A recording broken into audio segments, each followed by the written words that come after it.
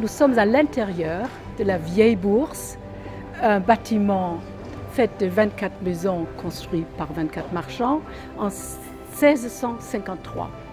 Et ce bâtiment donne directement sur la Grande Place, c'est-à-dire il est incontournable, forcément on le traverse dans la journée.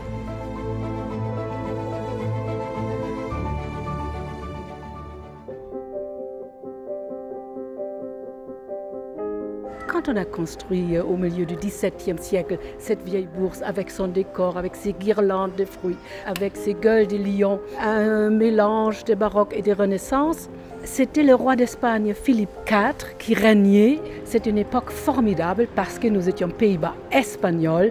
Et si vous faites le tour à l'extérieur, vous verrez les cariatides avec des turbans sur la tête. Ça rappelle un peu le commerce qu'on faisait avec l'Orient. Ça veut dire que c'est un bonheur d'observer toute cette variété de sculptures, des cornets d'abondance, vous savez, qui se trouvent au-dessus de la porte quand on rentre dans la vieille bourse. Eh bien, ça promet tout simplement bonheur au marchand qui va faire ici le négoce. C'est normalement absolument pas dans les traditions du Nord de se construire comme ça, un cloître ouvert au commerce. Lille n'est pas une ville d'un prince. On ne vient pas chez nous pour voir des châteaux.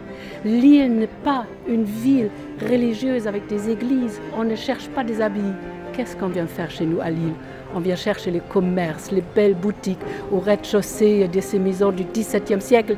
Et l'apothéose, l'expression sublime, ce sont ces 24 marchands qui, au milieu du XVIIe siècle, l'âge d'or de la ville, se sont construits cette vieille bourse.